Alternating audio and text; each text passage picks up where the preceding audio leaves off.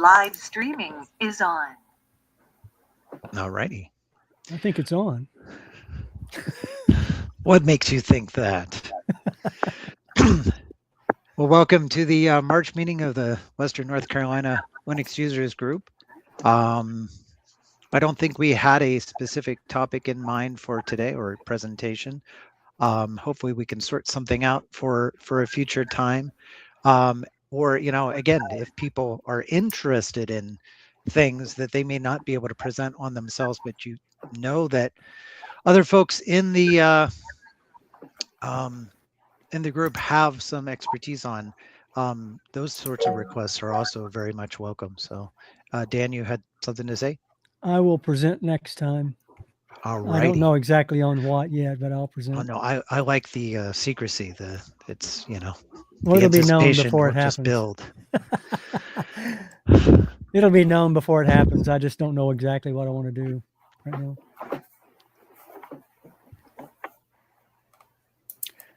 All right. Well, some folks still may yet join if previous meetings are any indication, but I think we can give it a start. Since we haven't seen Dan in a while, he may have some substantial stuff to tell us. So let's start with Dan.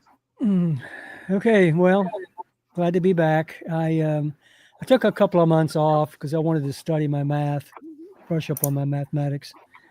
And so that gave me time to do that. But coming back, I guess I need to share the screen. If I remember how to do it. Share screen, start screen sharing. There we go. Select window or screen. Okay. I don't know if I remember how to do this. I think they keep changing this Jitsi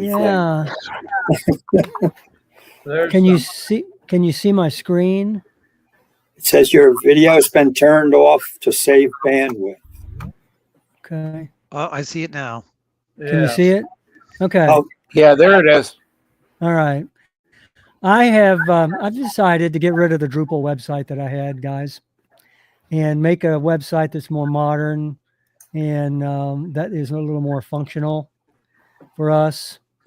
And so what I did was I created this website. It's still at the WNCLinuxUsersGroup.com URL, and it is a secure site. It is a one page, but it goes down the page. It's built on HTML, CSS, and JavaScript. HTML and CSS I know fairly well. JavaScript I had to teach myself to do what you see here, and I'm still learning JavaScript. But anyway, I have noticed it says here a meeting today down here, time until next meeting. That's a JavaScript that's a counter. So it's going to be counting down 30 days all the way down to the day you meet. And so now it says meeting today. Anyway, I've got some information about the group. Got this picture out here. It's a gathering of the Tux-minded. If you go to About here, it tells you a little bit about who we are. Got an Asheville and Beyond, the monthly presentations. Some of the monthly presentations we have done. If you click on meetings, it says that Saturday, March the 7th, 2026 at 12 is our next meeting, and we're in it. You can click this button to join the meeting. You can also click this button up here to join the meeting. This is how I joined the meeting today. So anybody that visits our website knows how to join our meeting. They don't need to have a link sent to them. All right. It says here to click the join meeting link above and introduce yourself, and you'll come into the group at 12 noon. You can watch past meetings here. If you click this button right here, you'll be taken to our website where the past meetings have been recorded. If you click events, it takes you to presentations and events, Docker Compose, Deep Dive, and Open Media Vault NAS setup, and then a floss photography that Leandra did. If you click resources, It for beginners shows things like the Arch Wiki, NeoVim, Docker Hub, Proton DP or DB rather. If you go to distros, click that middle thing there, selection. You've got Ubuntu, and if you click it, it'll take you to the Ubuntu website, Fedora, MX Linux, Arch Linux. And then tools and docs, if you click that, there's an Arch Wiki tool, there's a NeoVim, there's Docker Hub, and then there's Proton DB. Okay, so then if you come back up here to the terminal, this takes you to a live terminal. So if you're a brand new user for the first time, you're interested in learning about Linux, you can type the word help here, and it'll tell you the available commands that you can use. And so let's say, who am I? You know, and for us, you know, this isn't very interesting, but for a new user, you know, it's something that they can start. I'm going to add new or more commands as we go here. But these are the ones I added. So this gives them a little idea of what the Linux terminal will do for you.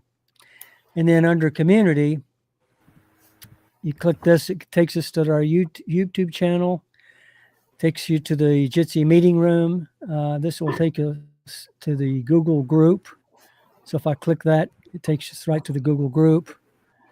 All right. And then, oops, I got the wrong one. Hold on a minute. Okay. And then if you click this one here, this is the monthly newsletter. Now, what I've also decided to do, guys, and I would like each one of you to subscribe to this. What I'm going to do is I'm dedicated to do a monthly newsletter on Linux. And so if you click the button, it brings you into this window here, stay in the loop, and you just add your name. So I'll just add my name here. And then come down, you add your email address. And then if you click the subscribe to newsletter button, you get a thing saying thank you and whatever the person's name is. You've been added to the WNC Linux Users Group newsletter, and you can click OK to make it go away. And what that does is that sends an immediate email to me letting me know somebody has subscribed to the newsletter, and I can add them to the list. All right. So that's the website that I've decided to put together for us. The other thing that I've done, I can probably get off the sharing of the stop sharing. Okay, and it should be back now. The other thing I decided to do was I've updated the SEO for the website, the SEO, which makes us go further up the list in Google, making us a little more prominent so we can be found. And the other thing I've done is I've also subscribed us to a nationwide Linux users group list. So it'll take about 30 days before we actually are on the list and people can find us. But that way people can start finding us and we can become a little more prominent.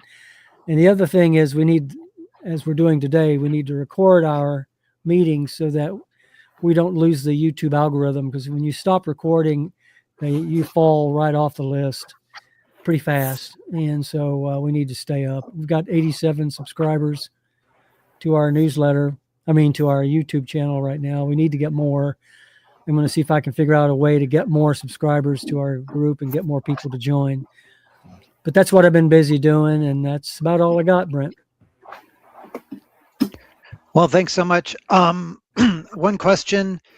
Do you think there is any significant concern about sort of, meeting spam, like people, bots joining if our link is out there? Not that we've, made any great attempts to hide it, but we've also never made any previous attempts to broadcast it. So I know that used to be a big thing when COVID was just starting and Zoom blew up, that, unexpected joins to otherwise semi-private meetings would be a problem. I don't know if that's still the case. I don't really have my finger on that pulse. So again, this isn't a criticism because this is a pure question. I just don't know if that's still a thing.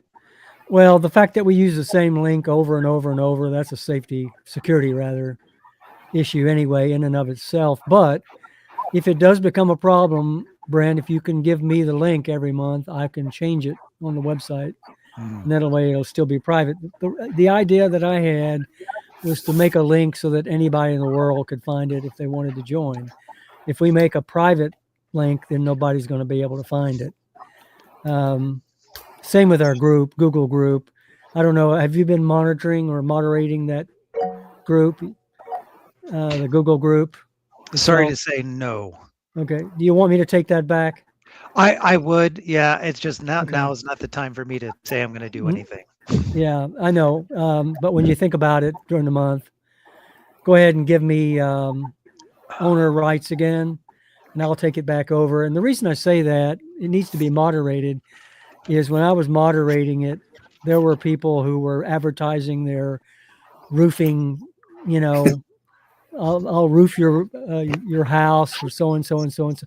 I had to ban those people and get them off. So if we don't do that, it's going to come back. So I appreciate I'll do that. If I do not do that by the end of the day, feel free to reach out and smack me a few times because Okay. All right.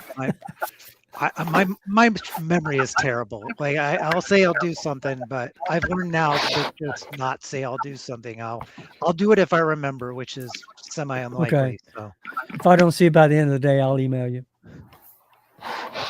All right. That's all I got. Oh, yeah, Steve.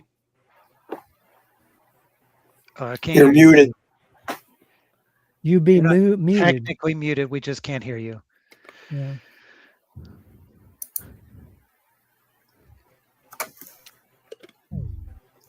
Inaudible. Well, I'm sure he'll be right back. So I will pause for a moment. Any other concerns on that topic? Any concerns? Anyone have recent experience with public meetings and problems? Again, I know that may be more of a 2020 issue. Steve, can we hear you? Can you hear me now? We absolutely Yeah. can. Yeah, I can't use Jitsi in the browser. I have to use the app. Oh, yeah. A simple. First of all, Dan, welcome back. Okay. Thank you. I hope you're feeling well and everything. The question I had was, I noticed recently on a lot of sites they've incorporated let us prove that you are not a robot. And I'm not sure if this fits together with Jitsi. And if a concern about any security, it's a very primitive form of security. Obviously, it doesn't stop people who are humans but want to sell roofing from getting on. Yeah, I don't know how you could incorporate that in Jitsi Meet, to be honest with you.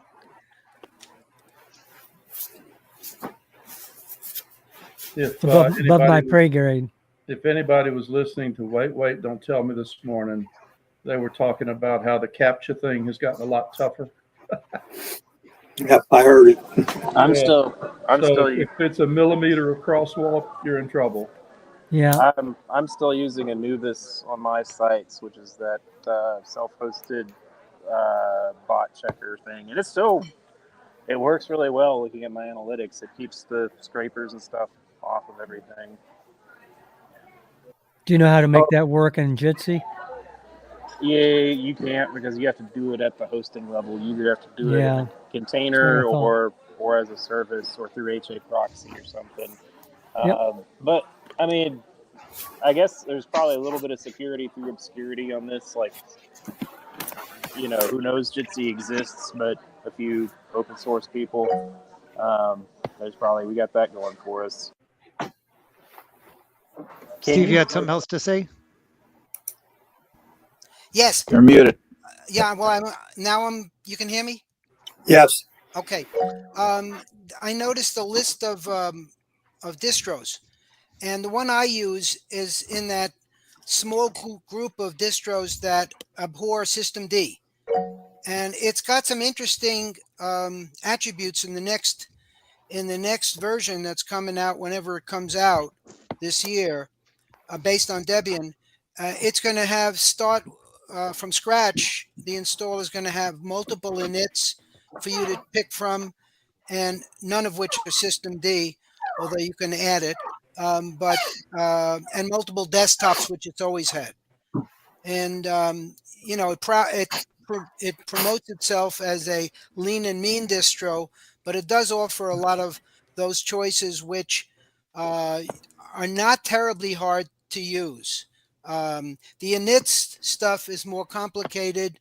They're still working out bugs in it, but when it's released with the new version, I'm assuming that it's going to be generally pretty easy to use. So for people who don't want systemd but also don't want sysv init, which they could use, they also have runit, dinit, and then two SR66, if I got that right, and another SR as options. So for any of you who are aficionados of alternative inits or alternative desktops, this is interesting from that point of view.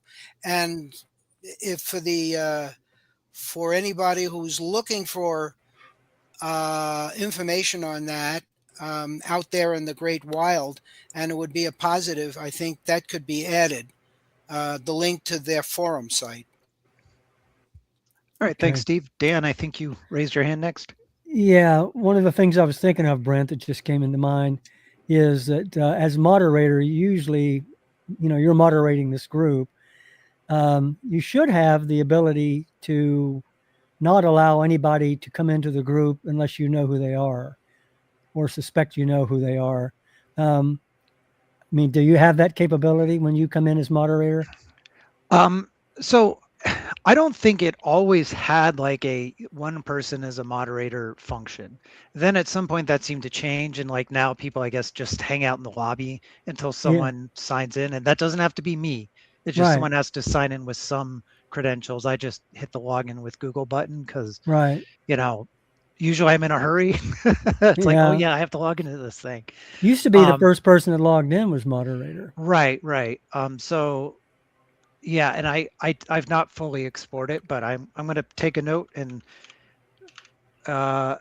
see if I can understand this software better, because I don't use it like a power user for sure. So Right. if maybe we understand what it can do, there may be some functionality to.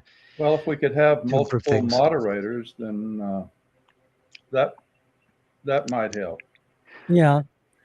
I was just thinking that would be their answer to not allowing just anybody to come into the group. We could also ban them once they came in if they were scammers, Yeah, I can kick people. Obviously, I've never had to. Right. I've never tested it. I assume it works. And I don't know if then that prevents them from logging back in. I would assume it does. I mean, otherwise it'd be really annoying. Yeah. Do you all not have that functionality when you like click on the three dots next to a person? So the time that you were there, I think I was the first one here, and it let me take over moderator, and I could do all that stuff. Okay. Yeah. Yeah, the three dots next to a person's name, I think it lets you mute and move the viewer, kick out the viewer too. I know. Yeah, security I think option. we all have the ability to moderate to some extent. Right.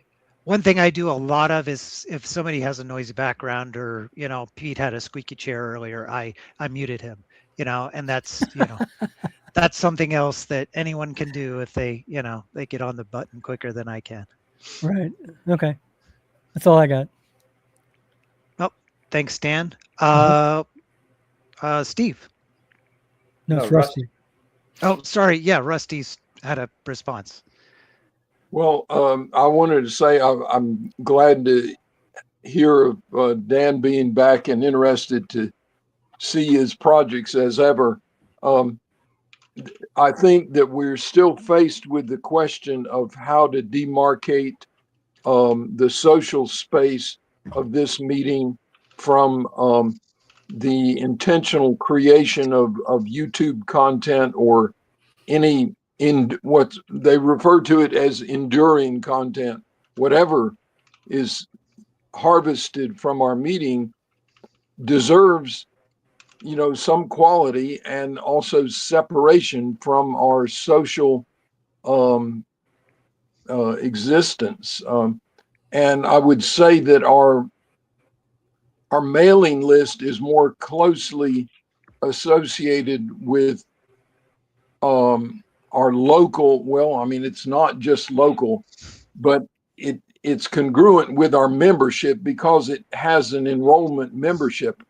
Who knows if there's a bot or some unusual agent among the 85 or so on the mailing list. But our meeting is an even smaller group of people, but it is a social recharge. The aquifer is getting added to by all of our roundtable conversation. I just think that it's important to separate that from whatever. And it can be separated ahead of time by a planned presentation. That's one form of separation. It can also be separated afterwards by editing, post-production, whatever they call editing after harvesting. But as long as we do that, I think if anything grows to be significant in usage, it's going to eventually lead back to us, as long as this meeting once a month is used as the venue for harvesting content. So there's kind of multi-purpose conflicts and also potential security hazards, of course. So I haven't answered anything. I've just posed the questions. No, that's certainly appreciated. Any responses to those questions posed? Well, I'm not really sure I understand what Rusty was talking about, but I mean, I think he's saying that we should keep our social interaction separate from our presentations. And what I was understanding was he didn't want to have necessarily the social interaction videoed. And this goes back to an old long time thing we've had. To me, I mean, if you're a new user of Linux and you come in and we're talking about Linux, which is what we should be talking about, that's really important. I think that's a necessary thing. One thing that really rang true was the recharge the aquifer, because there can be discussions about anything in any forum, right? But we are also a group of old friends, and that's where I think the connection is greatest and keeps things going the most. Whereas, a forum where somebody is just talking about a technical topic, as friendly as it might be, it doesn't have the same cohesion as something where you have a group of friends with the freedom to sort of let the conversation drift considerably, at least within bounds. So that certainly rang true, Rusty, in what you were saying, the value of that, and whether that should be, fully televised, I don't know. I think it certainly could attract certain people to this group, and it might make the content less palatable to others. So I'm sure it's a mixed bag. Leander? Speaking of mixed bags, it's Leander. I don't feel as strongly as Rusty about it. I grew up with my whole life online, and I'm hard to fire state employee, so I'm really not that worried about any of that, but too much. But I do see the value in maybe recording the presentations and not the social interaction side, especially if you're trying to appeal to younger people. And this is something I say, someone who works around a lot of Gen Z people. The ramble, us old people tend to ramble and talk a lot. I've been told I need to clean up my verbosity just because you've got 30 seconds to get their attention. So it may have, just consider, Dan, that if we broadcast the social side, it may have the opposite effect if we're trying to attract a younger crowd too. But yeah, just I definitely kind of fall into Rusty and Brent's camp, I guess, if I was reading Brent there correctly, about maybe not broadcasting the social side as much. But again, I don't feel that strongly about it. I'm kind of good either way. Steve? Hi. Just to Rusty's point, I think there's always risks on being online. And lately, I mean, I have followed in the past, and Security Now, which is a weekly broadcast um, about the hazards and the breakdowns and the exploits.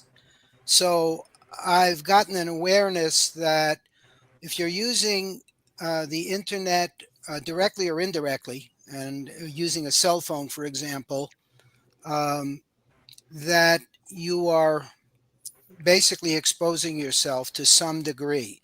But there's a limit unless you choose to go out in the woods and not interact with anybody. You're going to have some social risks, either from the internet or from people you meet on the street who are not so nice. I think it is prudent to bear in mind that if you are recording something and put it on YouTube, that you don't want to say things that you don't want on YouTube. And that's a responsibility. And accept that in spite of your best efforts, somebody may pick up your name, identifying information, or contact information in some way, and try to annoy you and sell you something you don't want, or steal something, or God knows what. Maybe even just take your photo off from the group and then post it in compromising positions and try to blackmail you. Who knows? But there is a limit in practical terms to what I can worry about, especially considering what is actually the status of the whole world. I'm a very pessimistic person about that. I think, in a sense, spam and scamming is small compared to what's being done that's putatively legal and okay to us and with us. And a lot of it we understand and we've given up, and we say, no, I have to live in the world. I have to buy things from Amazon. I don't like Jeff Bezos and his way of living, but I can't, because, I get too many things from Amazon, so I'm going to have to live with it. That it's basically up to us as adults. And of course, that raises the issue of, do we have to prove that we're over 18 now before we can participate, which in some states is going to be against the law if you can't prove it. So that's the long of it from my point of view. Thank you. Dan? Yeah, I agree with Rusty to a large extent about, videoing only the presentations, maybe not videoing the social side of what we do. But the only problem with that I see is if we never have presentations, then we'll never video. And you got to remember, guys, because YouTube, to get ranked in YouTube, if you stop recording, then you're dead. The algorithms are going to just drop you. And we haven't recorded in a couple of months. And so we need to get back to trying to get presentations. I belong to another group, and they do both. They record their social side and they record their presentations. But they pretty much have a presentation every month. In fact, since I've been a member of that group, I don't think there's been a month gone by where there hasn't been a presentation. And I've presented in that group as well. So we need to get back into presenting, and then we can record, and then we can decide whether we want to do the social side or not. But if we don't record something, we're going to be in trouble. That's all I got to say about that. Well, it sounds to me like we're in a dichotomy where we're saying, yes, we want more members, and yes, we want more eyeballs on our site and all this, but then no, we don't want to share anything. Right. So, there's no real solution to the horns of that dilemma, I don't think. I have before suggested that we have a, I mean, I think we all agree that recording the presentation content is for sure a good thing. And I've mentioned before that maybe when we don't have that presentation content, or even if we do, there may be a portion of our meeting that is more on brand, more on focus, and should be shared. And then a portion of our meeting where, you know, we take the ties off and are able to talk more freely. You know, we don't have to necessarily check what we say, and that meeting, part of the meeting, is not in any way broadcast recorded, consumable, other than by, you know, however we trust Jitsi to not, you know, misuse our content. So that's one way to go, and just would require us to be a little more disciplined on, okay, you know, this is this part of the meeting, this is that part of the meeting, you know, now the cameras are off, and, you know, if we want to, you know, trash talk or whatever, not now's the time. So that's one way we can go with it, to sort of preserve because again, I know I do have to check myself, because sometimes I talk about my job and what I do there. And there's been times where I'm like, did I overshare? Like, did I say something that could be used by somebody who wants to attack my network? Because I mentioned a technology or something that could be of use. So that you know, I have to be careful in what I say in that regard. Obviously, everyone needs to be careful in what they say, because we live in a time where, you know, people often weaponize things online. So yeah, we have a fairly tame topic, right? Linux is fairly non-political, weaponizable. So if we're on topic, our risks are generally pretty low. Again, you know, security issues for what I do or what Leander does, maybe we need to check ourselves there. But I think we can say that if we focus on what we do, it's not socially dangerous in any way. But again, if people are not comfortable with sharing that's fine. I mean, obviously the intention is, we're recording right now, this will be on YouTube. I think we are, you know, we're talking about, you know, pertinent issues, so it makes sense. It's kind of the business of the group, so it's perfectly reasonable that it is shared. However, you know, when we diverge and start talking about, oh, my daughter is going off to do this, you know, that's where, yeah, maybe that doesn't need to be public, because yes, then someone, you know, maybe someone could then use that information to pose as, you know, Gene's daughter, to call him for, you know, one of those attacks where I'm in jail, I need money, you know, that sort of thing. You've been reading my mail. Just kidding. Rusty here. I wonder if I could jump in and say, I think there are just multi levels of what we take them for, and I just say outright that I have enjoyed this circle, small as it is and diverse as it is. I've enjoyed it as just a simple platform for sharing, commiseration, just humor, that sort of thing, which to me deserves some space where the switch is not running, the camera is not running, period.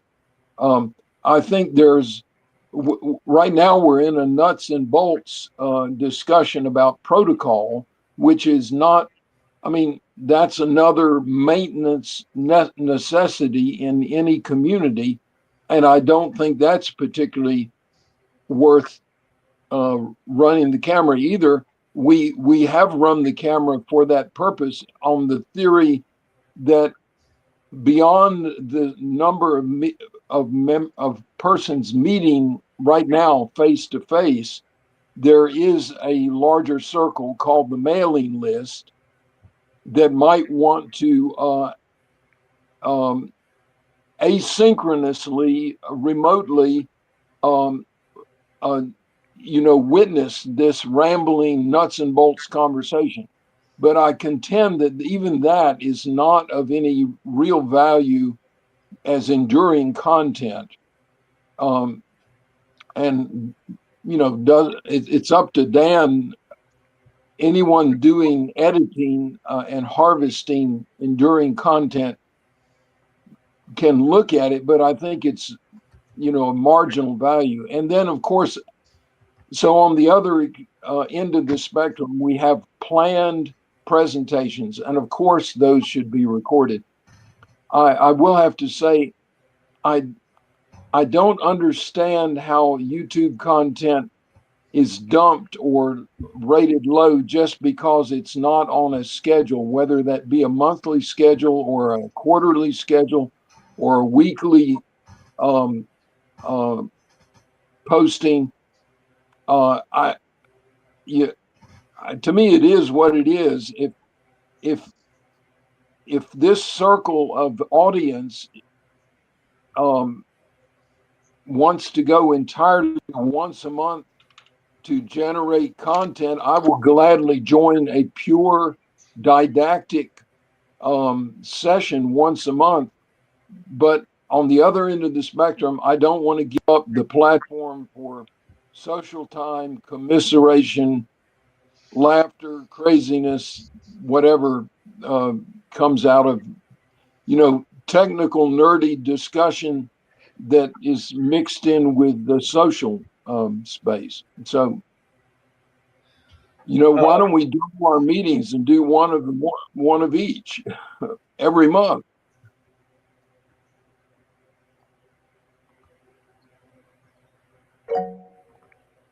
Leander? Yeah, I'm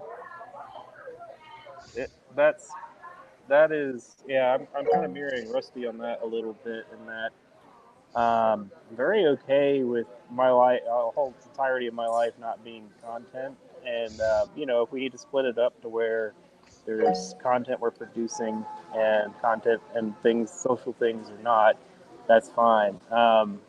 But YouTube does have a huge recency bias. Like, that's just the way the algorithm works. If you don't upload on a schedule, it dumps you. That being said, YouTube is not the only way to reach people. It may be that our content is not a good fit for YouTube necessarily. There's other social media platforms where it might make more sense or might get more traction, where writing might be better, written things, posting articles to like Hacker News or something like that, I'm thinking. But it's kind of a, you hear this out of a lot of content creators who talk about, like, when they start concerning themselves with content, everything is like, the enjoyment kind of goes out of it, because it's like, and what I'm doing, is it going to feed the machine? And instead of enjoying something, it's just everything has to be done in service of the algorithm. So I want us to be mindful of that, is what I'm saying. We don't need to lose what we have to try to tickle YouTube's algorithm too hard. If it works for us, it does. If it works, it works. If it doesn't, there are other ways to promote the club. We're also, YouTube also does not like old people. I will tell you that. So that we may be barking up the wrong tree entirely with that. So that's just my thoughts on it. Gene?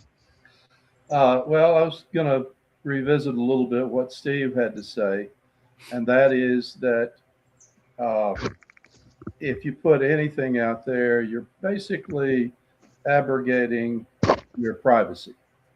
And it, just ask Anthropic and their fight with the Pentagon now about whether to use AI for purposes other than what Anthropic thinks they should be used.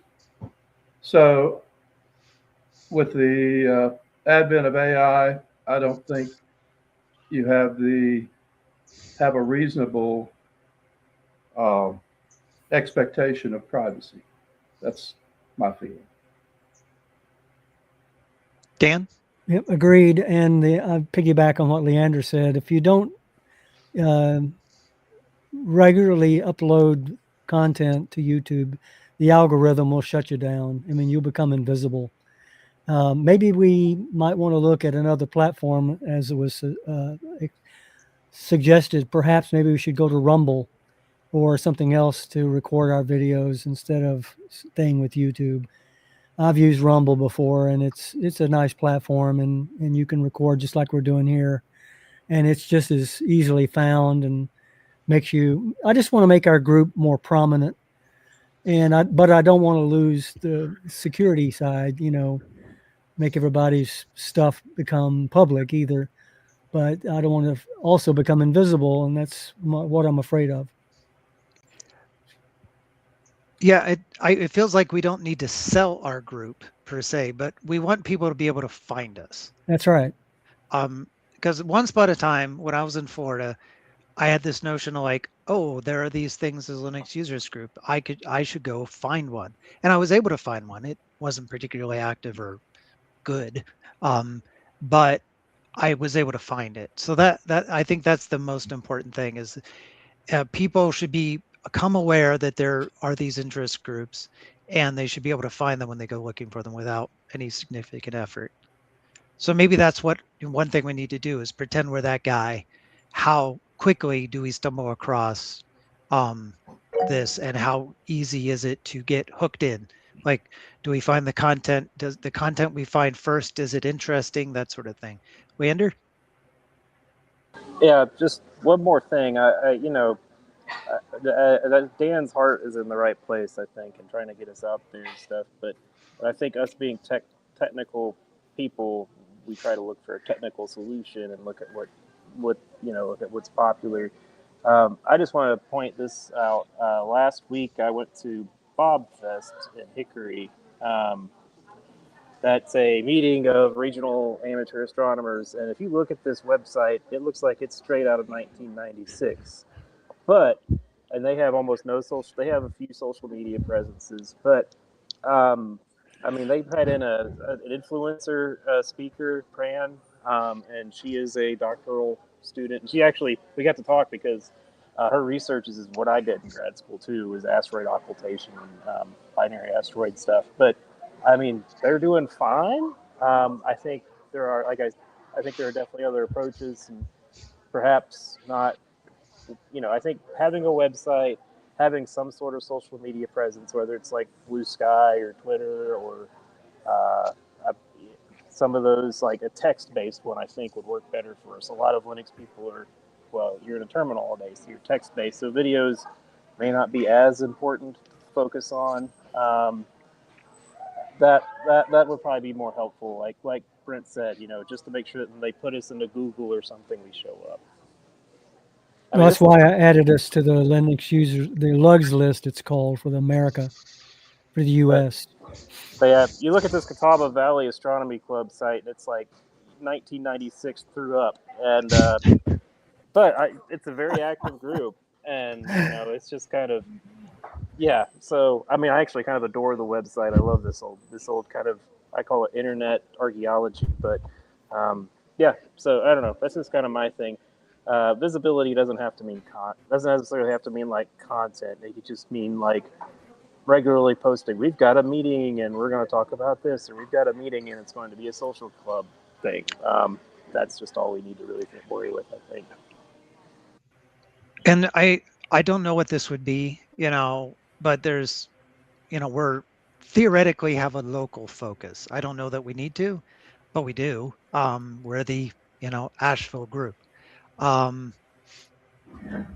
So are there local places? Obviously when we used to meet in person, that would be something that would be easier to like, okay, you put a thing up on the pegboard that we're going to meet here at such and such a time.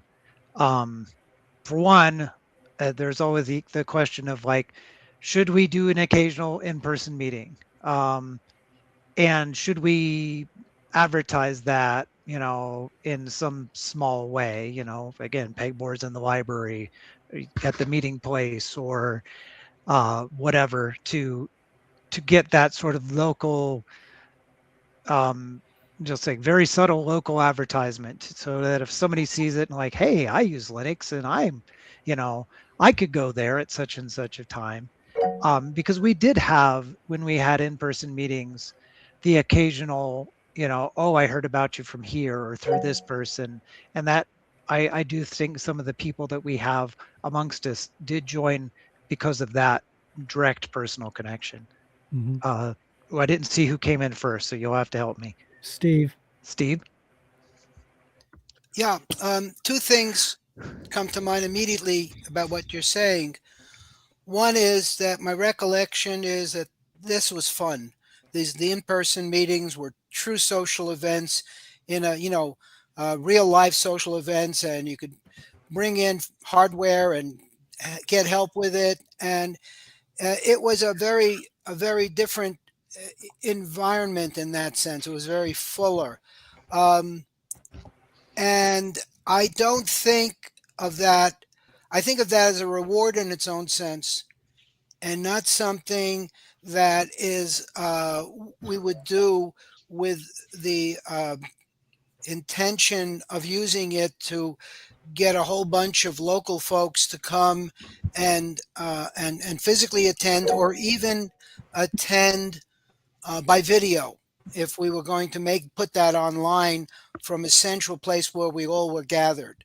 I agree. It might be, if we're all of us in one room, all that sparkling intelligence and humor might cause millions of people to want to join our group. In fact, maybe more people than we would want to join our group. But I think that's unlikely. And that part, to be honest, whether as long as this group is satisfying to me and to the other folks who are willing to come in on a monthly basis and share, um, I'm that's my baseline primary goal. Anything else in terms of sharing this with the world is strictly a secondary goal, and that's because there's so many competitors out there. It's and I'm just here to have this kind of fun with nice people. That's it. Dan? Yeah, two things. One is I was trying to get our website a little more prominent using search engine optimization. One of the ways I did that was I created a text record in my DNS for this particular domain, WNC Linux Users Group. And it's a script in the text script that pushes us up the list, basically, for Google search and other search engines. So if we can get the website more prominent, to the world, then people who are searching for Linux users groups will come across our website before they come across others, hopefully. The other thing on the website itself, I redid it because I added a counter, and that way they can immediately see that, hey, this group is going to be meeting in 12 days, 23 hours and 59 minutes, and so they can plan for it and then show up. And that counter counts down from today all the way down to when we meet again next month. One of the things that I wanted to try to get to happen in this group that hasn't happened, and I'm not sure why, is a little more diversity in gender. I was hoping to get maybe a female joining our group. And I think that's important because that female can then get other females to join. Maybe you guys don't want women in this group for some reason or other. But I mean, I just think you get a different perspective from the female side than you do from a bunch of guys. And but anyway, that's all I got to say. I'll shut up. Steve? Yeah, I want to say, I don't know if I said it, but when Dan gave his presentation this morning of the new website, I thought to myself, he's done an awful lot of work. It looks beautiful. And I wanted to say thank you. That's number one, two, and three. That's a biggie.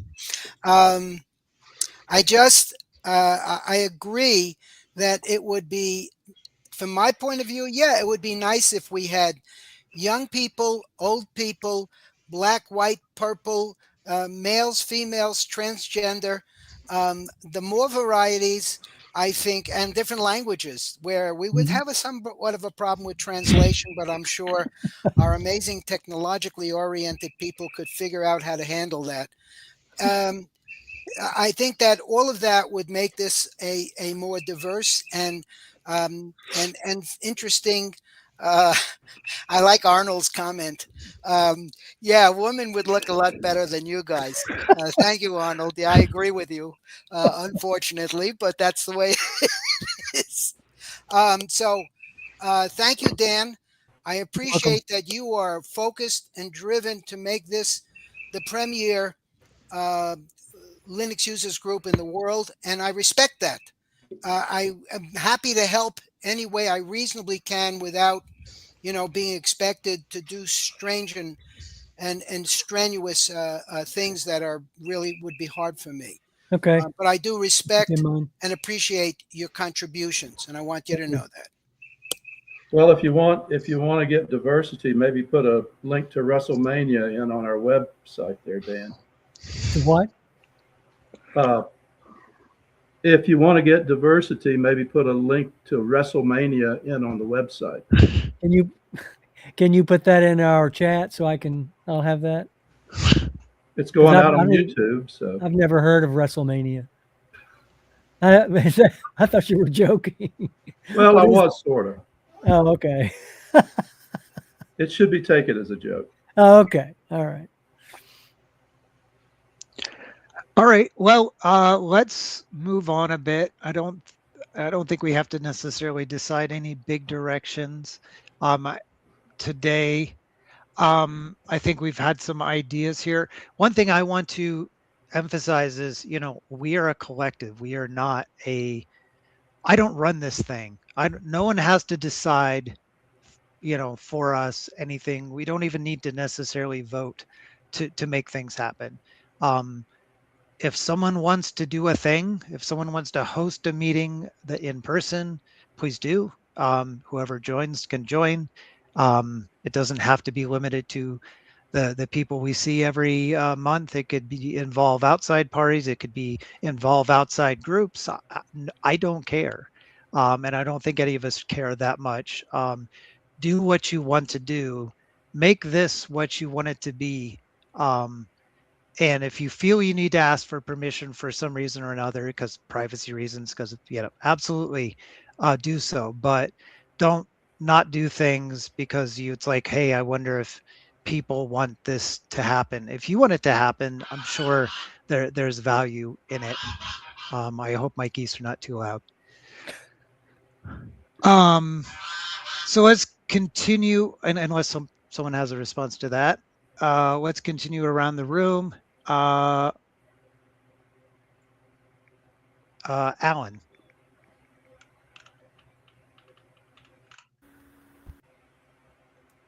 You are muted. Oh, there you go. Well, first, it's great to have Dan back, and I thank you for your work on the updated website. It really looks great. In terms of what I've been doing recently, been doing a lot of research into we're buying a new professional weather station, and so I'm trying to figure out how to integrate that with our WeWix software that Leander is familiar with because he uses it, and I'm going to interface it using RS-485, which is a serial electric connection method. And so I bought a USB to RS-485 adapter that will plug into a Raspberry Pi that will run the WeWix software. So I think I've got a pretty good handle on how that's going to work. At least I hope it works when we turn it on. The other thing I've been looking into is Zigbee versus Z-Wave. It's kind of like a low bandwidth wireless communication system, and haven't actually purchased any devices yet, but I'm interested in exploring how to interface Zigbee or Z-Wave or one of the other sub gigahertz radio frequency devices to transmit mainly serial packets. Anyway, that's all I have to say. Good to see everybody here, and enjoy these meetings. So hope we can continue. Thanks. Oh, Dan? Yeah, Alan, could you explain a little bit more about what the intent is for this? What's this stuff that you're going to purchase and everything? I don't know what Zigbee is. There are several wireless communication devices or technologies that communicate. They're generally short range, like Zigbee is maybe inside your house, maybe up to 100 feet. The Z-Wave goes up to about 100 yards, but they oftentimes are combined into a mesh network. So the range can be extended by adding additional nodes into the network. Mm-hmm. And we've talked in the past about other wireless technologies. One of them is LoRa, or long range communications, or LoRaWAN, which is running IP networks over LoRa. And there's another application area that's related to LoRa. It's called Meshtastic.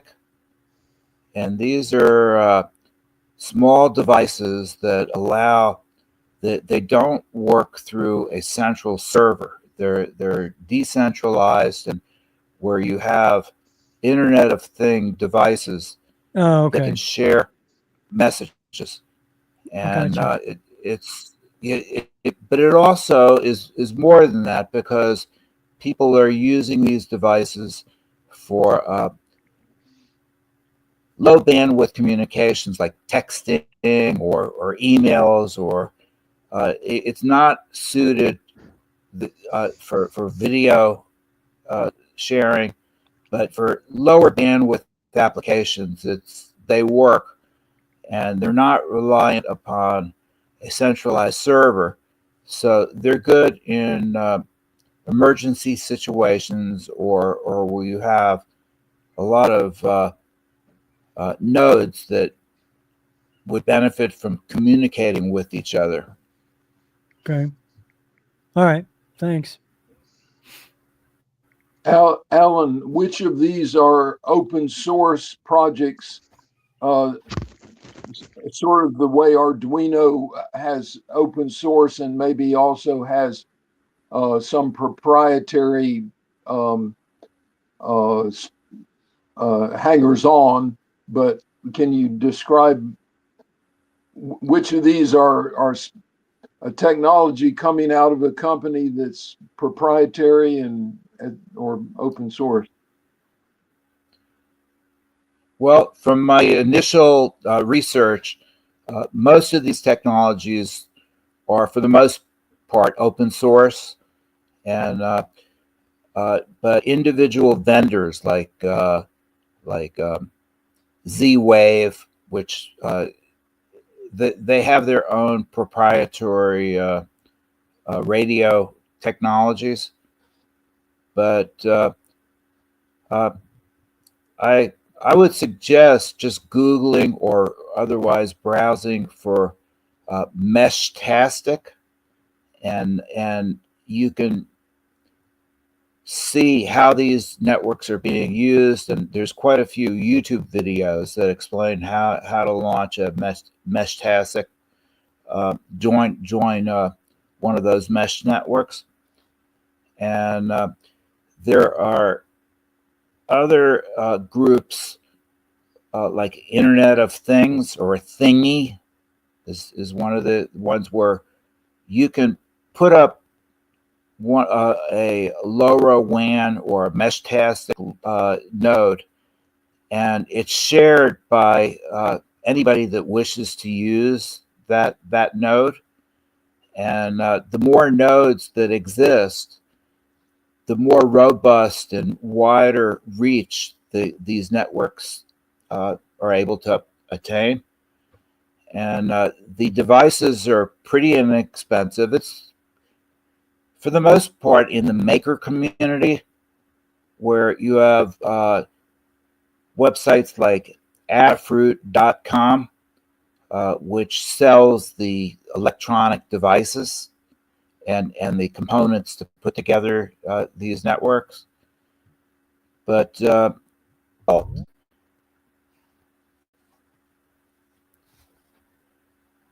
anyway, I would check it out. And the other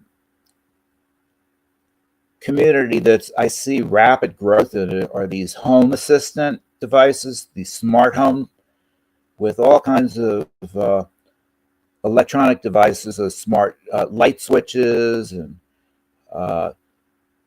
temperature and environmental monitors and sensors and cameras. It's just booming right now. How many people are turning to smart devices to manage their home or their office or whatever application they wish to launch?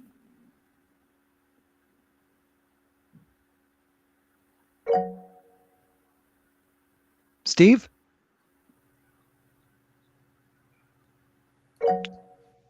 Can't hear you, Steve. We'll go to Dan while Steve is figuring things out. Yeah, Alan, I just wanted to say that I'm running Home Assistant right now that I created, spun up as and from Docker through Portainer. And so Home Assistant does that for me. It's pretty good. Internet of Things application.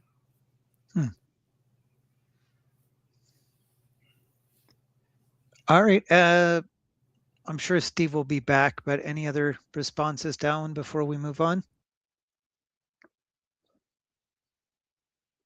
All right. Arnold mentioned that he is running, I think he said Mint 22.3 with no issues. I think Arnold may be the most successful Linux user ever, because that is almost always his status report, that he's running happily with no issues. So good on you there. Yeah. Pete, what do you have going on?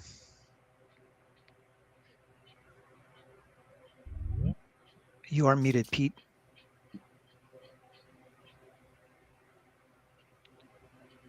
All right. I'll pause you for a second, Pete, since Steve came back on and may have had a response to. Oh, wait, I don't think we can. Okay, can you hear me? Okay, we can hear you. So You can hear you had a me. response to Alan? Yeah. Just the comment about smart homes, which everybody probably understands, is that a lot of the devices that were made in China, and most of them are made in China, some of them had send home. So that information you're entering in what you think is in your home and is limited to your home network is actually, theoretically at least, available to folks who manufactured the device and whoever they send it to. I imagine this might have been commented on when I left and came back. That's the only comment. Thanks for that, Steve. Yeah, I don't think that was mentioned specifically. Sorry, Pete? Okay, I think I'm working now. I have not been doing much Linux wise, but I had to upgrade, or I had to buy a new laptop that would run Windows 11 because my TurboTax will only run on Windows 11. this year. And I'm not liking Windows 11 very much. It's That's much why of we're this. Linux users. Too much. Yeah, but TurboTax won't. I don't think it'll run under Linux. I'm pretty sure it won't. Anyway, too much of this AI stuff is starting to insert its way in and get in the way of, I don't know, I guess I don't like change. And I'm not happy with it. So I think my Linux machine will become my daily driver once I can get through this TurboTax season. We are officially in a stage 2 drought down here in Florida. I think we're 30 inches below the amount we normally get for the year so far. And they are starting mandatory water restrictions tomorrow.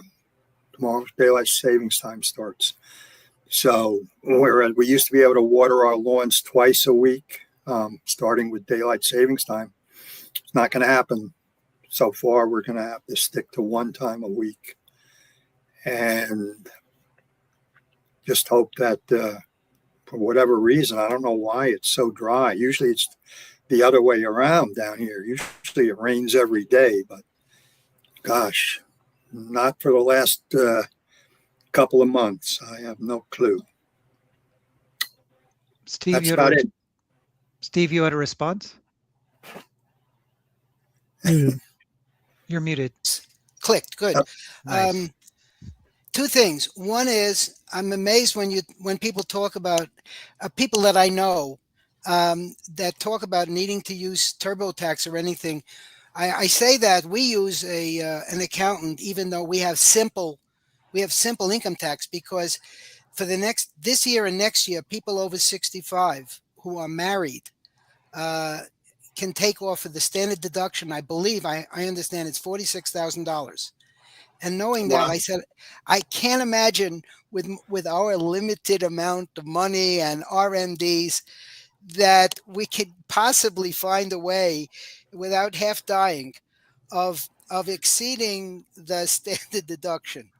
The other thing is the other thing is the Weather.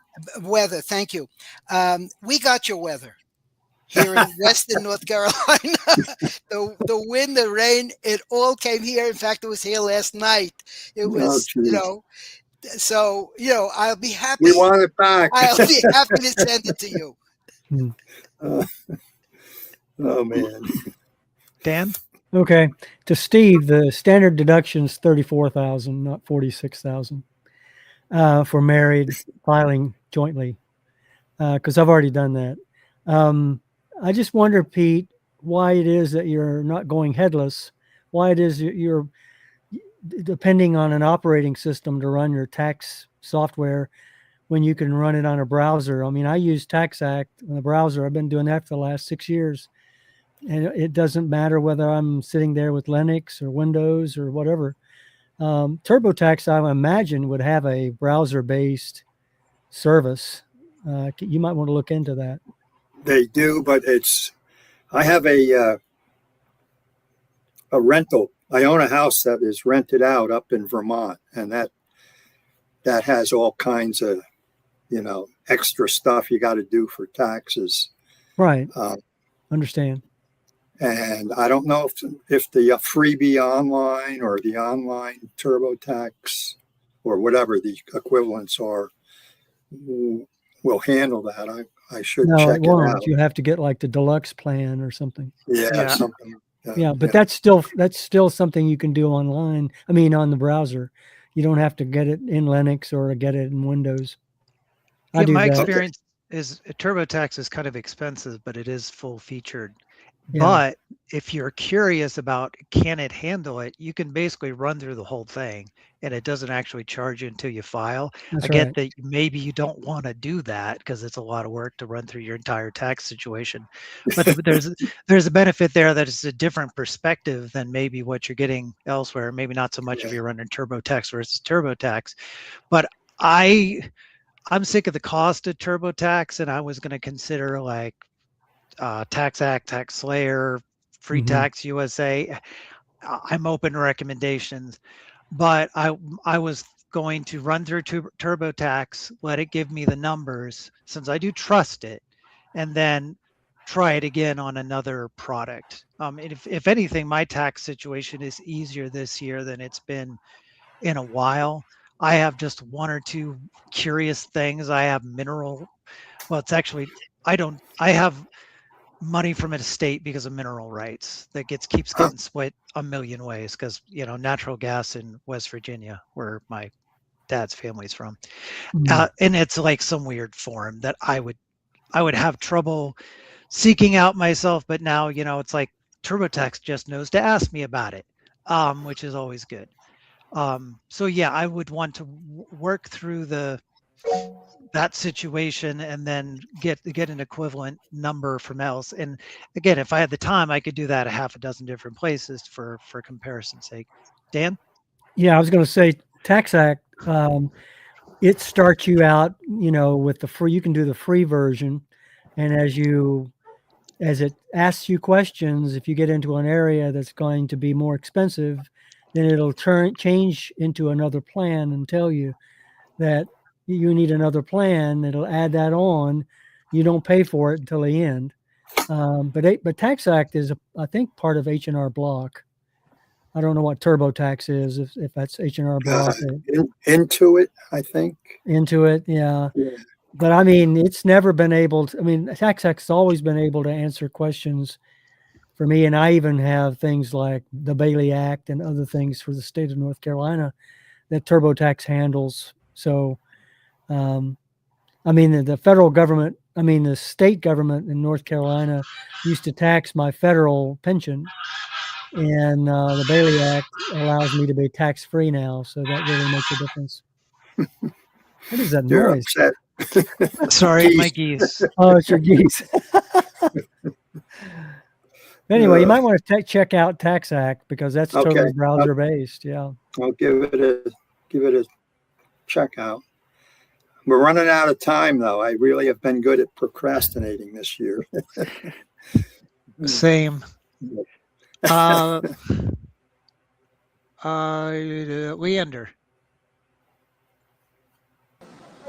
Yeah. I've just been busy with work stuff. I did redo my website and get it back out there. I use Pelican. I quit using Drupal 10 years ago or more now. But I redid all the CSS by hand with some. I did find Gemini a little useful for some CSS rules, and I'm not sure if Gemini has gotten better or if the web has gotten worse. Maybe both. But trying to deal with 12-year-olds or 15-year-old Stack Overflow posts on what works in different browsers and what doesn't. Gemini did simplify that a little bit. But I'm trying to figure out some weird edge cases where images weren't like scaling correctly on mobile. I also have been messing with getting my DR. I call it my DR network. I have a couple of mini PCs that I have in the office. They give me an office space, and I have those wire guarded into a few things, and they kind of sit there and catch data. I have a 16 gig Raspberry Pi with 2 NVMe's in it, that's about 3 terabytes of storage. I'll take no less than $900 for it. No low ballers. I know what I got.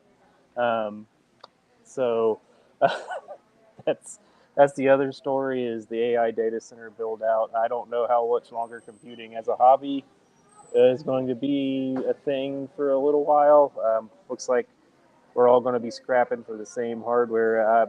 I've upgraded most of my stuff. I'm actually on my Mac today. This is my MacBook Pro, but I feel like we're heading into a zone where computing as a hobby for like the common man is going to get harder and harder to do. Hard drives are going out of stock now and commanding ridiculous prices. SSDs and RAM have been there a while. So it's with some of the industry connections I've got. they have been seriously talking.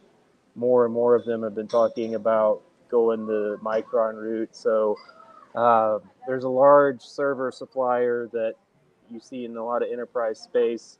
The name starts with a D, but they have been canceling all servers with 1.2 and 2.4 terabyte drives in them because they can't get them for 2 years. So if you place some server order with them, they're just going to cancel it because they can't source the drives. Same thing with RAM over a certain amount. Yeah. Anyway, so but yeah, I've been working on that. I guess I could. I also went ahead, so I have all my business cards when I go to like out to like conventions and to give talks and stuff. I have a QR code on it. A lot of people, e-girls and stuff, use like Linktree to hide their OnlyFans links, but I kind of wanted to do something similar, but for like all my projects and stuff. But I'm like, hey, I don't need to like have a service that does, basically hosts an unordered list for me in HTML. So I went and made myself a new site, and then that QR code goes to that site, and you can kind of see. Let's see here. Allow. Oh, that's right. Open system settings. I'm gonna have to Firefox. I have my Mac in lockdown mode, so it's okay. I can't share a screen until I quit and reopen Firefox. Anyway, but basically, I have this site now that has basically an unordered list of most of the things that I do online, so people can find that easier. And my website and email are at the bottom because nobody goes to those hardly. So, but that's what I kind of worked on. And you can see my new CSS on my website. I'll post that here. The nice thing about Pelican is you can build a new theme out, and since everything's stored in Markdown files for your content, you just remake it and use Pelican to take the Markdown. It'll put it into HTML, and the content and the links stay the same. This is still kind of a work in progress, but I'm trying to use it and get more content on there. But that's what I've been working on. Like I said, the DR network stuff has been a little bit of fun, and playing with WireGuard and basically building. I think my next project is going to be setting up HA proxy again to sit in front of some containers and stuff like that. But that's kind of all I've been poking around with. All right. Thanks, Leander. Gene.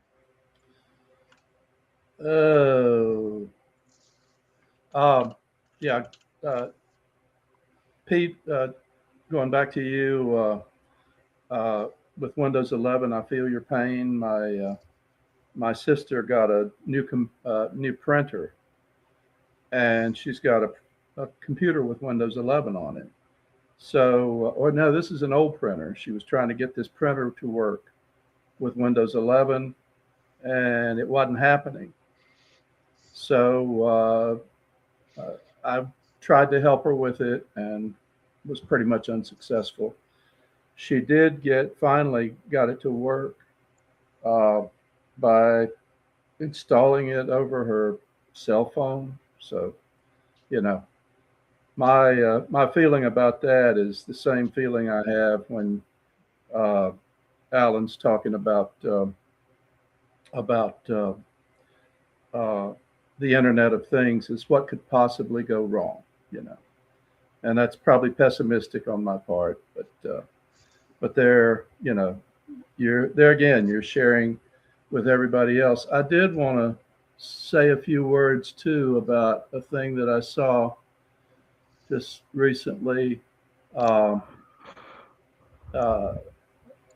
briefly mentioned Anthropic, but here are the top 10 professions that Anthropic identifies as being the most exposed to AI.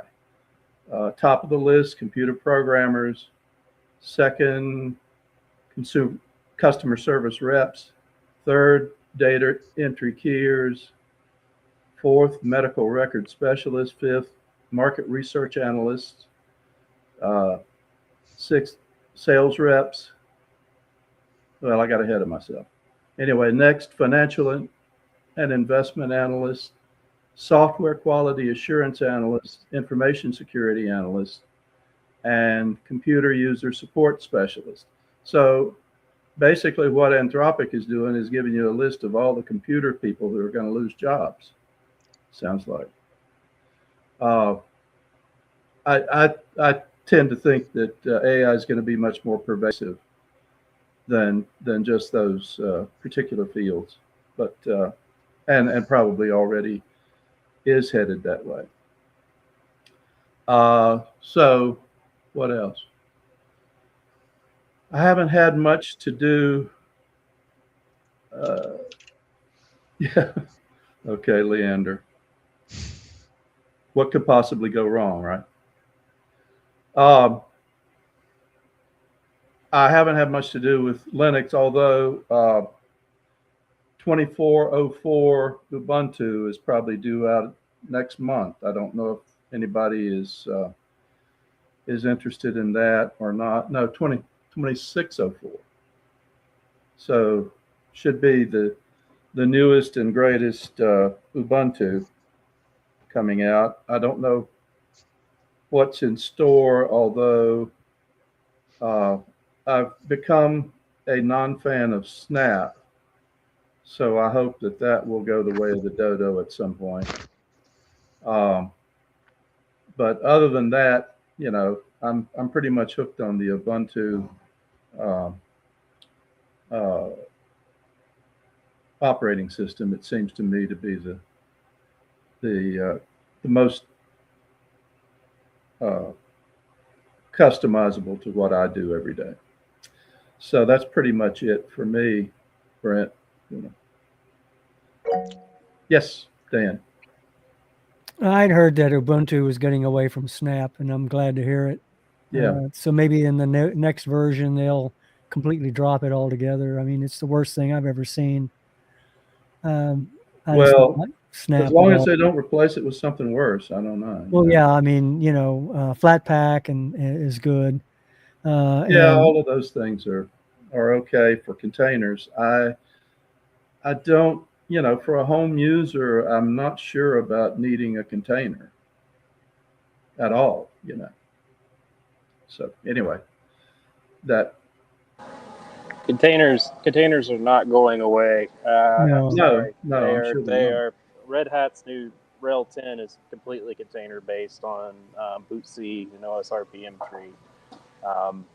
All the downsides that pluses and downsides that come with, you know, they're slower, they take up more space and more memory right in the time when, you know, 32 gigs of RAM costs you an arm and a leg. So, but they are more secure. Yep. I use MX, which is kind of like what Steve uses. He uses Antix. It's based in Debian. It's not based on Ubuntu. So Windows and some degree, Ubuntu Windows is based on Debian. to some degree, Windows has been image based for a while, and Mac OS is completely image based. It does it. The whole thing is immutable. I will rant here about on my Mac. I have held it back to Sequoia because Tahoe is an absolute dumpster fire disaster. They force it on my work laptop, and half my battery life. The UI is unreadable and everything, and it just alerted me I have an update, and I was like, oh, and I checked it because I told it to ignore Tahoe, and had Xcode update, and I was like, oh, I can install that, but no, they bundled Tahoe with the Xcode update. So I was like, good thing I looked at that before I clicked go ahead. They still do security updates for the previous versions, so that's fine for like a year or two. So I'm just hoping that they come to their senses and straighten out. But Tahoe is a Windows 11, Windows Vista kind of level disaster. If you follow that world at all. All right. Any other responses to Gene? Rusty? Yeah, I'd like to ask for something before then just giving a little bit of my round robin turn. The thing I wanted to ask is that if anyone can post to the chat or just describe a link to a good source for a laptop with at least 16 gig of memory and a better processor than the fives that I have on both of my laptops. I'm thinking, responding to what Leander said, it's time to buy another laptop, even if it sits in the closet for future use. And someone mentioned some good site a couple of months ago, and I took no notes on it. But anyone who recommends a certain site for used laptop, the kind that probably companies are not selling out their stock anymore. They're probably keeping their inventory. But if anyone has a recommendation. So I used to use the UNC System State. Oh, That sounds like Pete chimed in first. Okay. Can you hear me? Yeah. Okay. I just bought this Windows 11 laptop refurbished, and I got it through Walmart online. They have quite a large number of refurbished laptops at reasonable prices. You just need to know what you want. Do you need a number pad as part of the keyboard or not? Do you need this? Do you need that? And then check out the specs. But that's where I got mine, and I'm very, very happy with it. It's like new. I think it's like 4 years old, but it's like new. I love it. I just wish it didn't run Windows 11. That's it for me. Dual booted. Doesn't have to. Not Right, for much you're right. longer, Pete. Not for much longer. Thanks, Pete. Gene? I was chiming in along with Pete. I just the other day looked at Amazon, and if you go to their refurbished and return things, they had several laptops mentioned there for reasonable prices. I'm saying $200 to $300 or something like that. So that's all. Okay. Leander, Yeah. did you have something? Oh, I think I mentioned in the past that the NC State surplus auctions were a good thing. That's changed recently. We have a new policy where if the machine gets soldered on storage, all the Macs get resold. The company, there's some state senator, cousin's uncle, brother has a company that resells stuff. So they pay us almost nothing for our used Macs and then resell them. And they get fussy too. Like, it's funny how fussy they get. Like, they won't even wipe them. Like, we have to do all of the work and they just take the machine and stick a price tag on it. But anything with soldered on storage gets destroyed now because of security, and anything now with inbuilt storage and RAM, we remove the storage and RAM now because of the gestures at the broad state of the world. So that used to be a good source because you could pick up a laptop and just get a stick of RAM and a hard drive and go, but not anymore. Dan? Yeah, I was going to say buncombecounty.org. Sometimes you can find good buys for laptops that have been scrapped, but what they do is they refurbish them, put them up, for sale a lot of times on their website. I don't know what the link is exactly but I used to work for Buncombe County. So I want to check that out too. Okay. Next to nothing. Thank you for those leads. So just on my round robin turn, I'll take some of that time to say, I find it interesting how we've transitioned into all of this diversity coming from our respective interest areas. And, my plea for help in getting a more powerful laptop because going to be doing more with Blender, and I think I'd like to have a more powerful machine. All of these discussions to me are a part of our social space. I still question that they are worth recording for harvesting. They certainly might be valuable unedited for delayed viewing, but it makes sense to simply take them down at some point rather than thinking of them as enduring content. But that's just to follow up on the main topic of our discussion of what should be our protocol. I think our protocol should be to have the round robin space mixed with our social time, and just go around rapidly, get it over with, get it done, do the sharing, and don't record it. But if it is recorded, I think there also should be a protocol for putting it in a more obscure area of the posting until it has served a purpose for asynchronous viewing or review by our membership, but not used as a platform to have notoriety or to gain membership or reputation, etc. But to say the least, our group is certainly can serve as a platform, as an audience to someone's prepared content. And what I share this with Dan, since Dan has the willpower and the natural organizational skills to prepare things for being enduring content. It seems to me that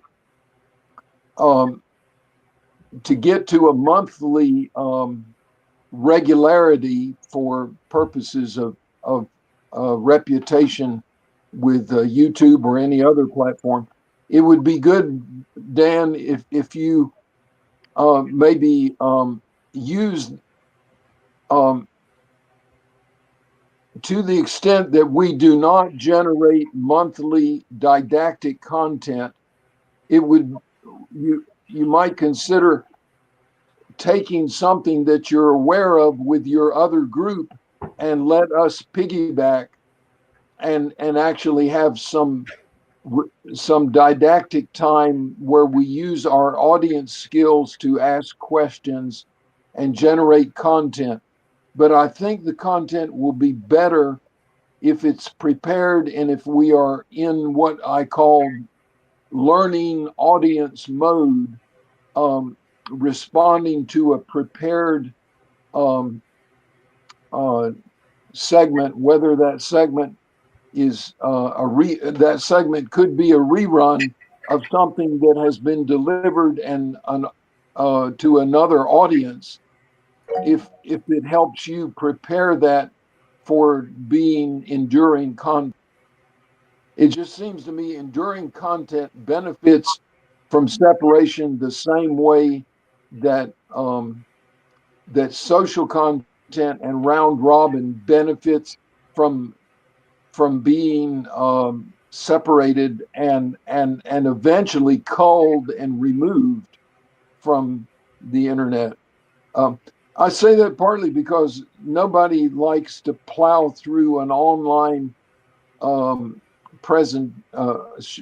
online content that is poorly prepared or poorly organized, and that gets nowhere. So anyway, I just want that's the remainder of my round robin to focus on that.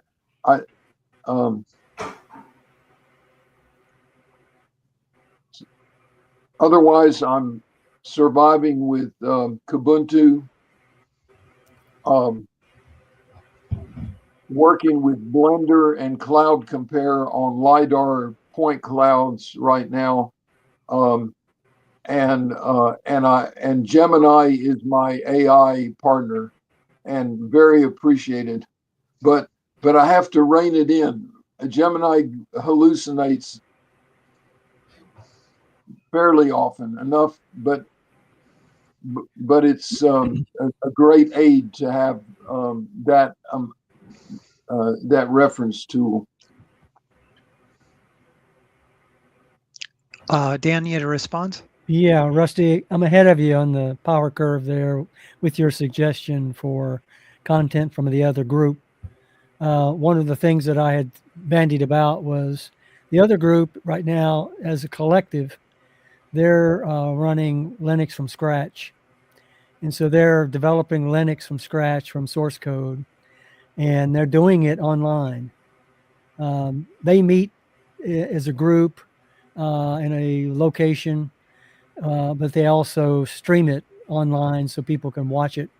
And so what I did in the interim as well is I went back to Gerard Beekman's latest online version of Linux from scratch, which is 12.4. And I ran that on my laptop and it was successful. Took me 4 days, about 10 hours of work to get it to work. So I thought perhaps maybe using that at some point in a presentation kind of a form. But the only problem with that is you can't, nobody's going to watch 10 hours of it, somebody doing Linux from scratch. Mhm. So you'd have to edit that thing very dramatically. The other thing that I had bandied about as well too is I've got a project that I'm thinking about. Some of you may or may not be interested in. It's open source, and it's called Flight Radar 24, and I'm going to resurrect my Raspberry Pi 4, and the Flight Radar 24 folks are home ported out of Switzerland. And they will send you an antenna and a dongle, and also allow you to have a contributor subscription to their service if you support them. So what I'm going to do is take my Raspberry Pi 4, download their software, set up the antenna, and I'd be able to contribute what we do here in Asheville area for tracking flights, and then be able to utilize their service for tracking flights worldwide, and especially right now, especially in the area of the Middle East. So I may do that as a presentation as well when I get it set up. That's all I got. Thanks, Dan. Thanks, Rusty. Steve?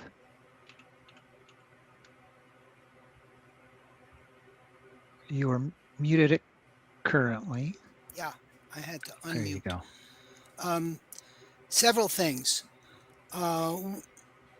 One is Rusty mentions something about, which to me translates into, where he said a rapid round robin or a rapid social discussion within a 2 hours frame. I think that requires brevity, which is not traditional here. And this reminds me of my experience when teaching a course at Reuter at the senior college. And what occurred to me was that we had 2 hours there, 2 hour sessions. And if you have a large number of people and some people online, it's very tough to provide material and answer questions, and then answer questions that the questions raised. And I set it up so that people, could ask questions. And then if we had things beyond that, the usual thing is pertinent questions where you have short answers. And then beyond that, we had an email list where people could basically choose to sign on for extended discussions.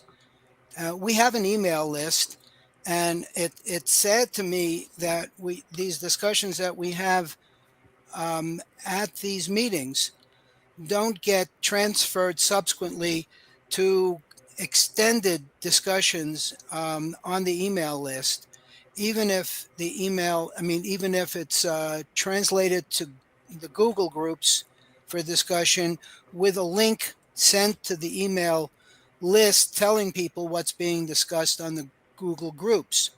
But for those things, it it seems to be much more productive because people have a chance to reflect on what's being asked and get back and say, here's the information I found, for example. Now, I have a couple of things that I'm going to raise right now about Linux that are not new things, and they reflect my very basic permanent non-techie status as a Linux user. One is in testing the new version of Antix, I noticed that on some of my machines it was unstable, and it would seem to be associated with very, very high CPU usage. And then I had never been really looking at the CPU usage or the RAM usage before. That's how non-techie I am. And I've got 3 different machines. This one is that I'm on now is the most powerful.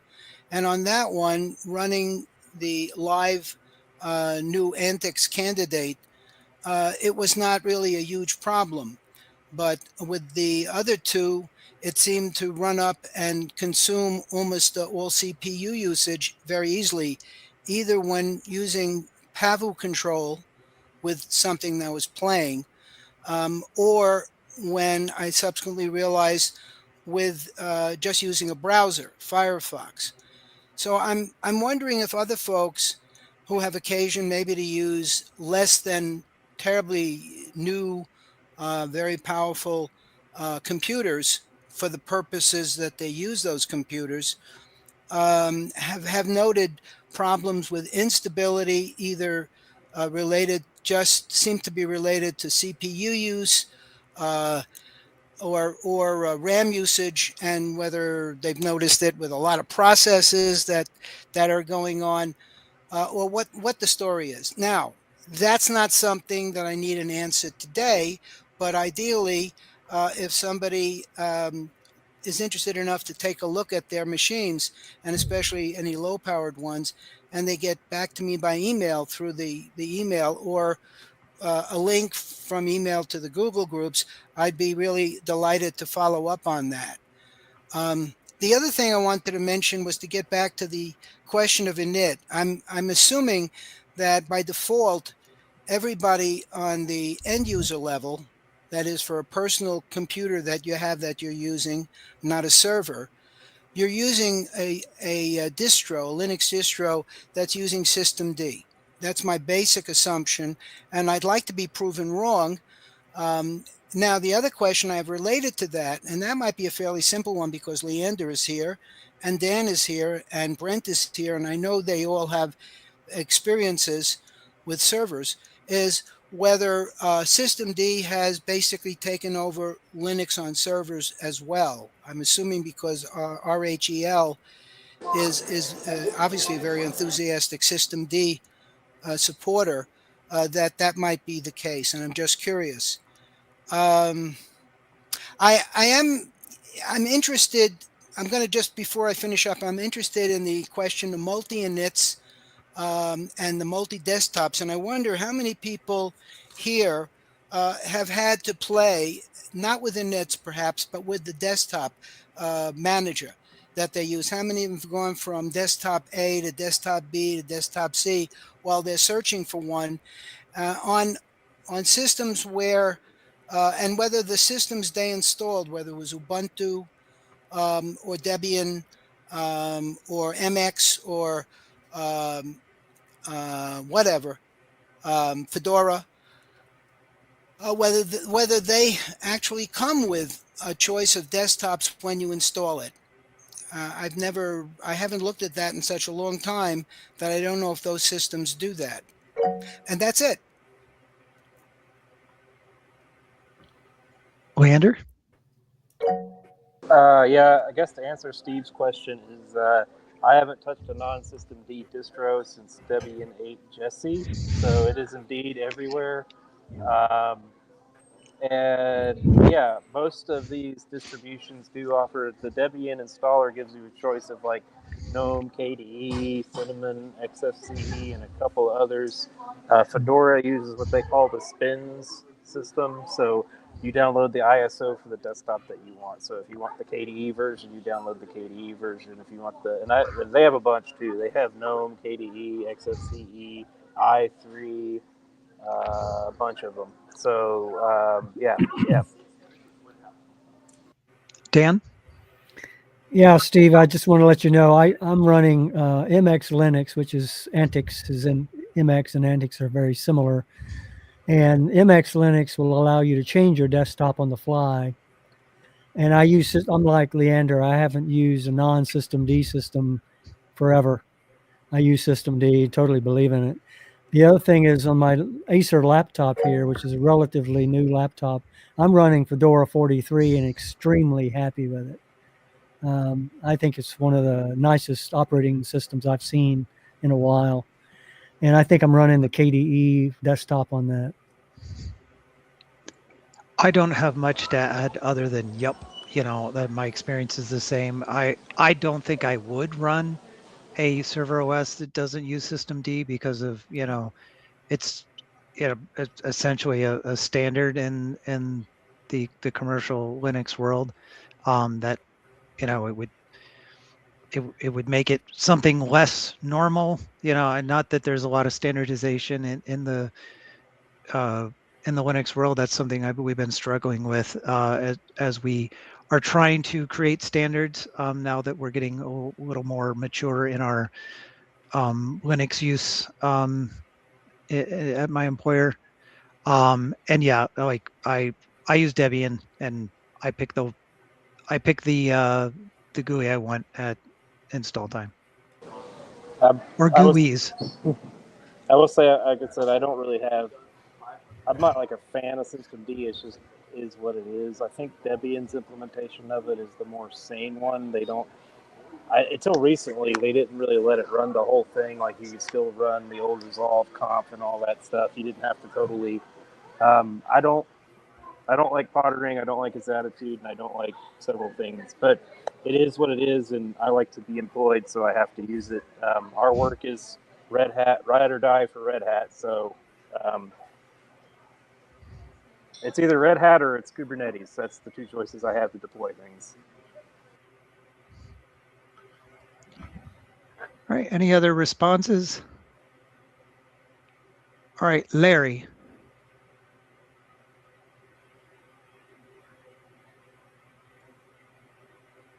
If you are talking, Larry, you are muted. I think I'm not muted now. Yep. I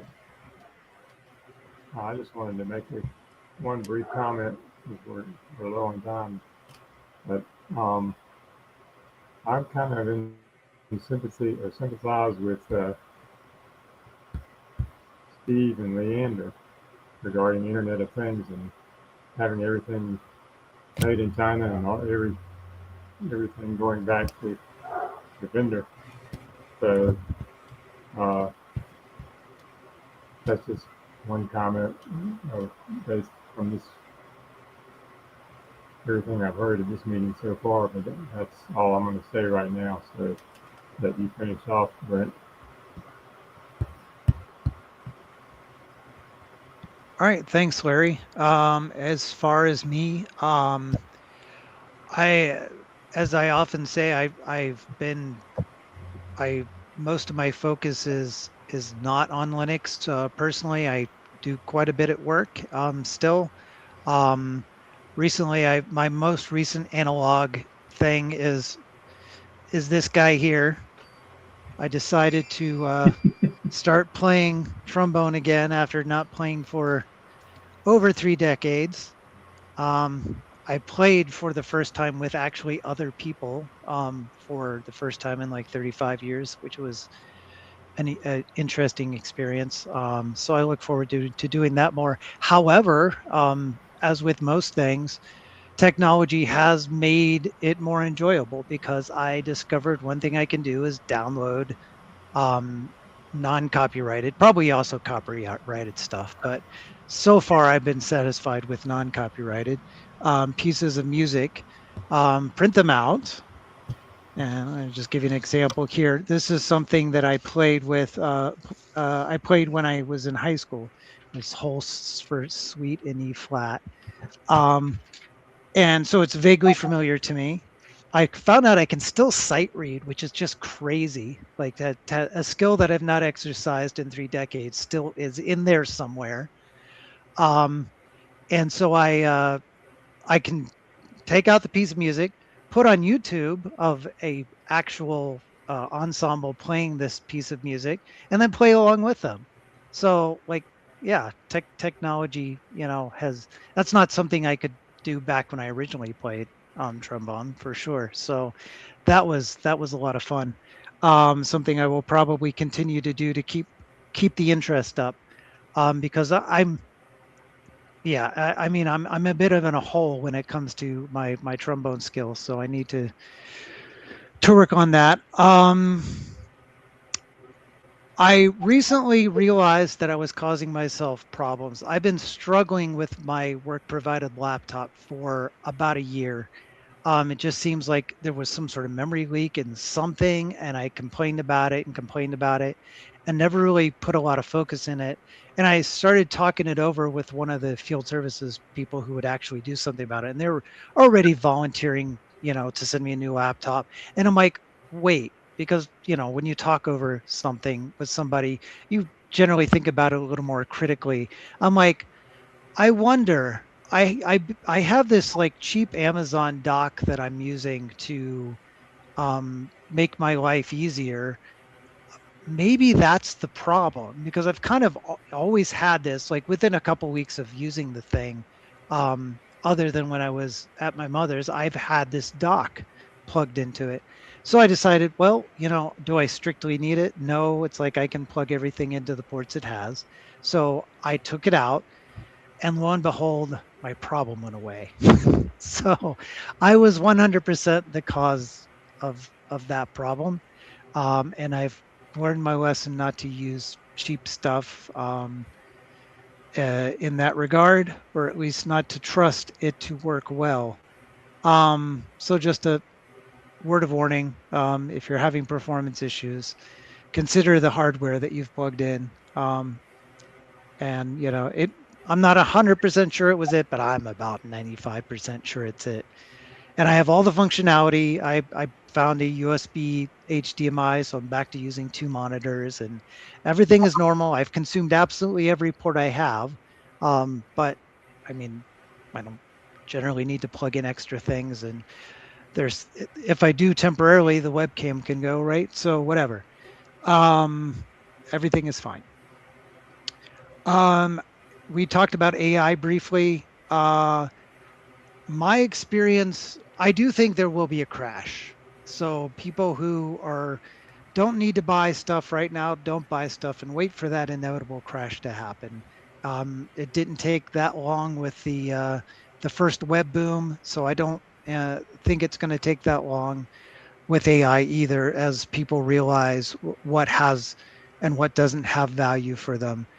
My experience with AI is it's good for those conversations. Like just as I conversed with my field service tech about my problem, I have learned that it's a good thing to ask AI for things as long as I don't trust the answers. I was having an issue with the interoperability of 2 pieces of software, and it gave me terrible answers, but the conversation led me to think in ways that I could challenge those answers and then come to a correct answer. As long as you're not trusting AI to tell you the truth, but to perhaps, converse with you as some, vaguely informed human might, it can be a useful tool.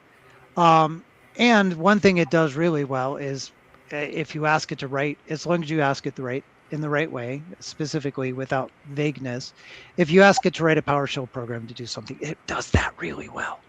So I will use it in that respect, because I have never bothered to like, okay, how do I write I change PowerShell programs. I almost never write something from scratch. because I've never really internalized all the syntax. But I will ask it now, AI, to write me a program to do precisely this, and it will almost always provide me a program that does precisely that.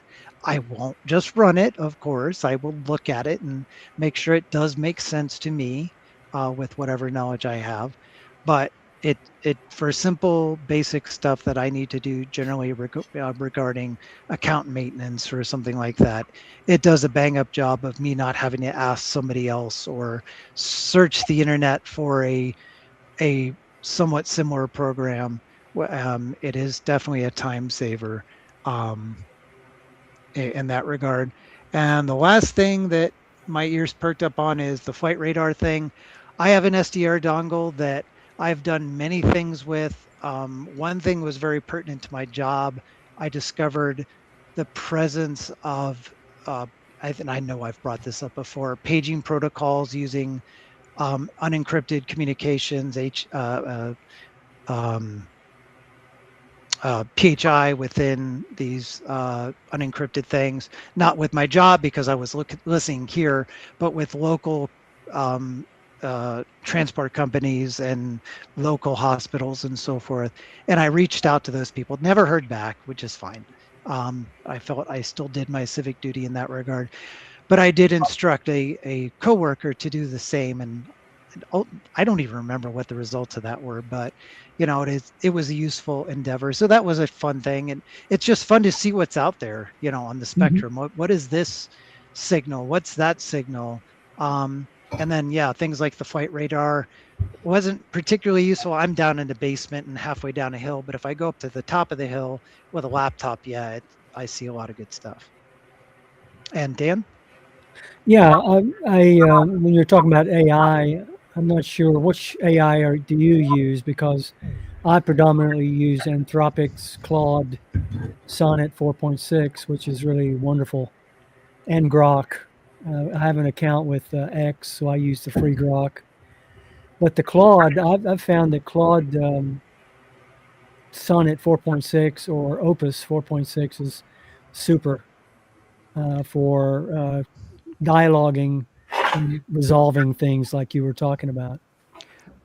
We have a tool that brokers the AI connections, and it gives us multiple choices for engines, and Anthropic and Grok are both choices. Generally, when I want a quick PowerShell, Grok is not a bad answer. I'm not really settled on what is better for those conversational things, but I will try to focus more on Claude to see if it gives me better results. Mm-hmm. So that's it for me. Any responses or anything else in general before we go? Yeah, don't forget to give me ownership, moderatorship of the group. You'll probably have to ask again, because I have to step away right now. But I will do my best to get that done before the end of the day. All right. All right. Thanks to you all, and we'll see you next time. We'll keep this conversation going about format. Again, I'm not sure we came to any consensus to actually do anything different next time, but we will continue to discuss. So thanks again. Okay. Take care. Bye, everybody. Bye. Thanks, everyone.